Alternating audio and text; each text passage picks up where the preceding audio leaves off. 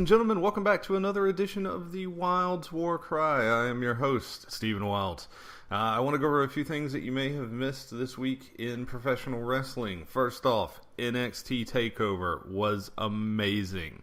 I'm not even going to break down the individual matches because I pretty much loved every segment. I think the only thing that kind of lacked a little bit was the Rusev Mojo Rawley segment. I predicted successfully the outcome of every match. The WNS Writers Group, we do kind of a thing where we predict the pay-per-views and everything, and I got 5 for 5 correct, which is good because I really stunk it up when I predicted Payback. But the point is, even knowing exactly how each match was going to end, I was still enthralled by the pay-per-view. That was one of the best matches for the Women's Championship I have ever seen. And I mean that for the Divas belt and for the Women's Championship. Either way, loved it. Charlotte really kind of stepped her game up a little bit. I was kind of on her. She was at like a 5. I would say she's honestly now like a 7 now. She really stepped her game up, and I want her to keep it up, and I think we're going to see a lot of really good women's action in NXT. Plus, Sami Zayn versus Tyler Breeze is a match you need to see. If you didn't watch it, you have the network, or you have some other way of watching it, do it. I don't want to take anything away from Adrian Neville and Tyson Kidd. They were both great. I really think, and I hope, I've heard the rumor that they're planning on repackaging Tyson Kidd and putting him under a mask because they love him as a worker, but they just can't get his character over. And sometimes a repackage is what you need. But after this performance at Takeover, how are they not trying to push him more? I understand that that's hard to, it's hard to take something that happens on NXT and really get it over with the Raw and SmackDown crowd. And a lot of people don't watch NXT, and that is a shame. It is the best, to me, it is the best thing that WWE is putting out right now, in all honest truth. And someone the other day compared it to, the action at least, to a lot of old TNA stuff back when people were so hyped about TNA. And I agree. I think there's some similarities there. It's not exact, of course, because the feeling is completely different. The production is completely different. But, there's some truth there. There's the essence of what the person was trying to say is very true. Other than that, Takeover, it's on the network. It's great. I highly recommend it. The other pay-per-view that came out this week was, of course, WWE Payback. And I think that as a whole pay-per-view, it's not going to be that memorable. However, there were 2 amazing matches on this pay-per-view. And that is not to take away from Sheamus versus Cesaro or RVD versus Bad News Barrett. Those were good matches, but the 2 matches that really kind of just blew it out of the water, and most people seem to agree to some extent, John Cena versus Bray Wyatt. It was a last man standing match, which are so hard, in my opinion, to book. They usually don't book these matches well.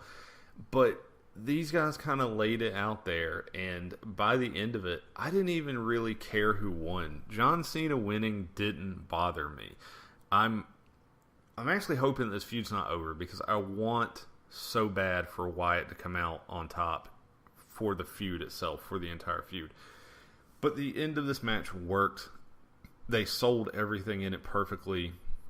I like that the Usos came out and kind of dealt with the 2 other members of the Wyatt family. It helps set up what happens with them later on. Plus, it also doesn't have Cena taking on 3 guys and being, just 2 Superman, which is what I was afraid was going to happen. But it didn't, and that match is one I will watch again, probably a couple of times, because it was just an amazing match. And then you had the Shield versus Evolution.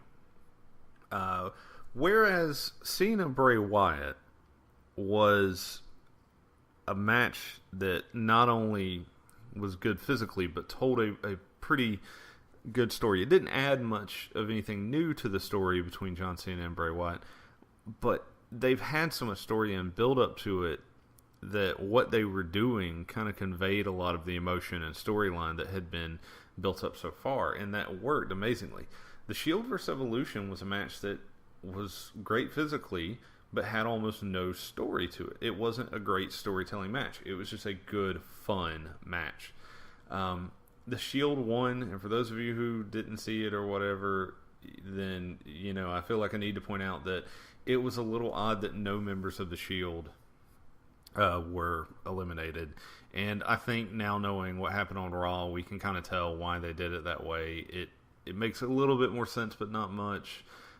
In one case, I thought at first that maybe they had kind of overhandedly passed the torch a little too well onto the Shield, and now I know that that's not the case, but it's still judging that match by itself, it kind of looked like that. But there was just a lack of build-up within the match itself. The Shield pretty much got their butts handed to them in the beginning, and I really think that it shouldn't have been a clean sweep like that. I also am really sad at myself. I originally had Batista as being the first person eliminated, and then I changed my answer. But anyway, there was a little bit of unpredictability with all three going, and that kind of left a little bit of an impression, made it a little bit cool. So it's a little bit more memorable in a way. Whereas their last match that they did was just amazing, and I don't know. There's a lot going on in that match, and that's a match I will go back and I will rewatch. But I think Evolution really deserved, in the end, to eliminate at least one of them. And now knowing what happens, there are a lot of options that they could have done, really, to further everything along. But as I said, it makes it stand out a little bit more. And, we'll see. I think Payback is worth watching if just for these two matches. There's some, like I said, there's at least a couple other good points in there. I really hope that we are almost done seeing Hornswoggle versus El Torito. I actually really like El Torito, but kind of, I don't know. Can we be done with that? Okay. SmackDown this week was not very memorable, and I hate this is my only comment about TNA, but for everybody who always complains that TNA copies WWE and sometimes vice versa, I like that TNA pretty much exactly copied the idea of, we're going to have a match, but we're going to make it completely one-sided by giving all of the heel stable official quote-unquote ringside positions, so that they're here. I don't know. And that was so weird. They have two heel factions right now that are kind of feuding, and usually I like that idea.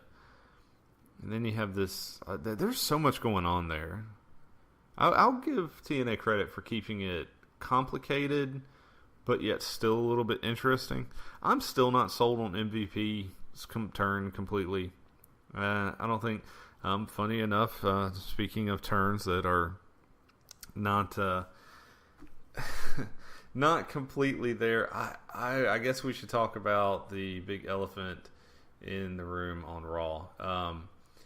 There was a great tag team match between the Usos versus Harper and Rowan, and I just want to say that I love that match. I rewound that and watched it again because the Usos gave it their all. They looked good. They looked strong in that match, and yet Harper and Rowan still went out and they just looked like monsters. The champs brought everything they had and just could not keep them down. It was amazing. Yeah, I don't know. So I guess I was kind of going to just end it there and be like, yeah, you know what happened. But speaking, again, back to MVP's turn, the turn for this week was, of course, Seth Rollins turning on the Shield. And I don't know. I liked it. But I have a few different things about that. It doesn't make as much sense, but then again, Ambrose would have been too predictable. I actually think the best person they could have chosen was Roman Reigns. I think it would have made the most sense, but I think they're really in the future wanting to push Reigns as a super babyface, so that might have messed up with their plans some. And Seth is great. I've watched Seth Rollins since he was Tyler Black back in Wrestling Society X, and then on to ROH, and it's an amazing performer. So I think he could do whatever he wants and still look amazing in the ring. I can't wait to see where all three of these individuals, their careers are going to be great, I think. But Seth Rollins and Dean Ambrose are two of my favorites, and I cannot wait to see what they do with them. The Shield had been given some, some borrowed time, so to speak. They were going to break them up at WrestleMania, and now they've kind of waited to do this, and I don't know. I don't know what the best thing here to do is. People said they should have added somebody else, but here's the problem. Like, one of the names that I saw of who they should have added was Curtis Axel, and my first thought was, that's too much of a gamble. With doing this with Seth Rollins, there's less of a gamble. There really is less of a gamble there because you know what you're getting. You know the fans are already behind him.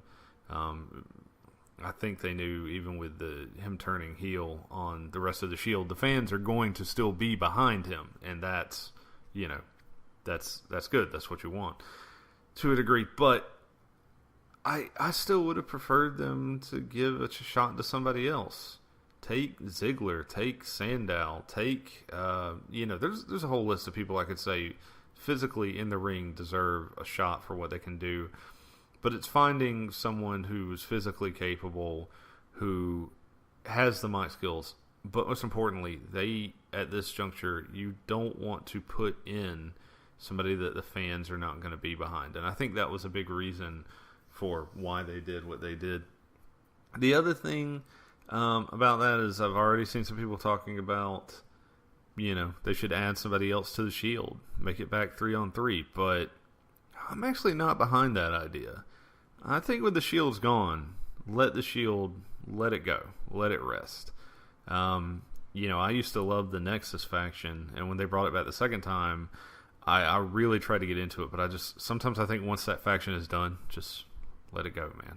Let it go. It's not worth it. But anyway, in the end, I like this better than I liked what they did with MVP, but that's, I think, because I'm more interested in seeing where this goes.